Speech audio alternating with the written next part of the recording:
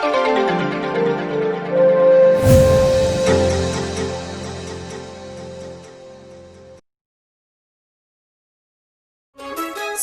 वचन प्रभु का, सच्ची राह सबको दिखाता। सत्य वचन प्रभु का, सच्ची राह सबको दिखाता।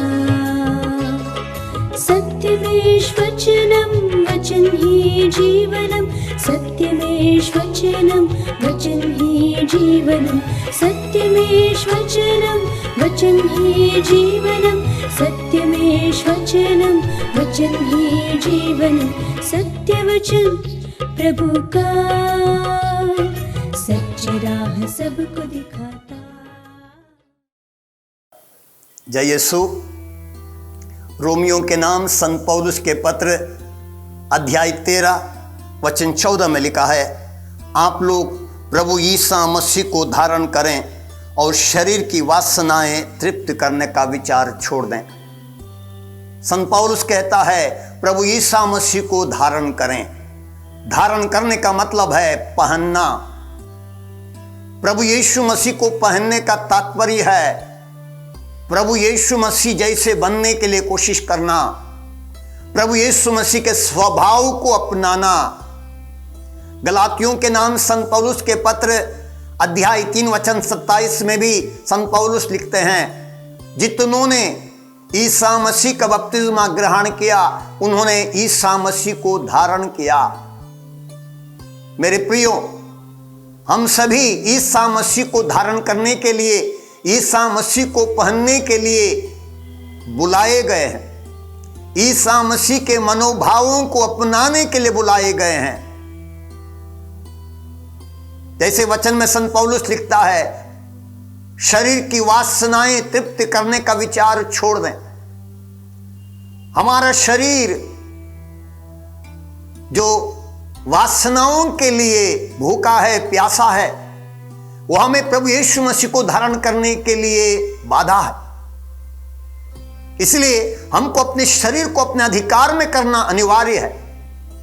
यीशु मसीह को धारण करने का तात्पर्य है कि यीशु मसीह जो पवित्र हैं, जो निष्कलंक हैं, जो पाप रहित हैं, जो महान हैं, उन्हें अपने जीवन में ग्रहण करना, उनको अपने रग रग में बसने देना। जब प्रभु यीशु मसीह हमारी आत्मा में, हमारे मन में, हमारे हृदय में, हमारी बुद्धि में, हमारे रग रग में निवास करने लगते हैं, हमारा स्वभाव प्रभु यीशु मसीह के स्वभाव जैसे बन जाता है। जब हम प्रभु यीशु मसीह को धारण नहीं करते, हम अपनी शरीर की वासनाओं को तृप्त करने के लिए कोशिश करते हैं। जी हां, हमारी जुबान चाहती कि हमें स्वादिष्ट भोजन मिले और इसके अलावा कई अन्य चीजें जैसे गुटखा, सुरती, शराब और गंदी से गंदी चीजें चाहिए खाने के लिए, स्वाद लेने के लिए। उसी तरह कान भी सुनना चाहते हैं, चुगली सुनना चाहते हैं, बुराई सुनना चाहते हैं। हमारी आंखें भी इतनी लालची हैं कि अलग अलग चीजों को देखना चाहती हैं। हमारी लैंगिकता भी वासना से ग्रसित है। जब हम प्रभु यीशु को धारण करते हैं, प्रभु यीशु को अपनाते हैं, प्रभु यीशु को पहनते हैं, हम इन शरीर की वासनाओं से मुक्त हो जाते हैं। प्रभु यीशु को यदि हमको धारण करना है, हमको अपने पुराने स्वभाव को निकालना पड़ेगा। पुराने स्वभाव को, पुराना जो कुछ हमने धारण किया है उसे उतारना पड़ेगा। यदि हमको पुराना उतारना है, पुराना निकालना है, हमको अपने पुराने जीवन को झांकना पड़ेगा, हमारे अपने पुराने जीवन को जानना पड़ेगा। जितना हम अपने जीवन के बारे में जानेंगे, जितना हम अपने असलियत को जानेंगे, उतना ही हम अपने पुरानेपन को, हम अपने पापमय जीवन को, अपने आधार्मिकता को उतारने में सक्षम हो जाएंगे। जितना हम अपने आधार्मिकता, पापमय जीवन को उतारने के लिए कोशिश करेंगे, उतना ही हम प्रभु यीशु मसीह को धारण करने के लिए लायक पाए जाएंगे। माता मरियम ने प्रभु यीशु को धारण किया, उसी तरह हमें संतों के बारे में सुनने को मिलता है जिन्होंने यीशु मसीह को धारण किया। संत पौलुस कहते हैं, मैं नहीं बल्कि ईसा मसीह मुझ में जीवित है। हमें भी प्रभु यीशु मसीह को अपने जीवन में रहने देने के लिए परिश्रम करना होगा, ताकि हम भी एक दिन कह सकें, मैं नहीं बल्कि ईसा मसीह मुझ में जीवित है। आज हम प्रार्थना करें।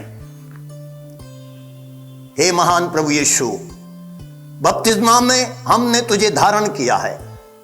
तू हमारे जीवन में है, तू हमारे हृदय में है, तू हमारी बुद्धि में है, तू हमारी आत्मा में है। हे प्रभु, हम तुझे ही अपने ऊपर, अपने अंदर धारण करते हुए, तेरे स्वभाव को अपनाते हुए तेरे जैसे होना चाहते हैं। हे प्रेमी प्रभु, हे करुणामय प्रभु, हे दयालु प्रभु, हमें भी प्रेमी बना, करुणामय बना, दयालु बना, क्षमाशील बना, ताकि हम इस संसार में यह कह सकें, ये मैं नहीं बल्कि ईसा मसीह मुझ में जीवित है। आमीन।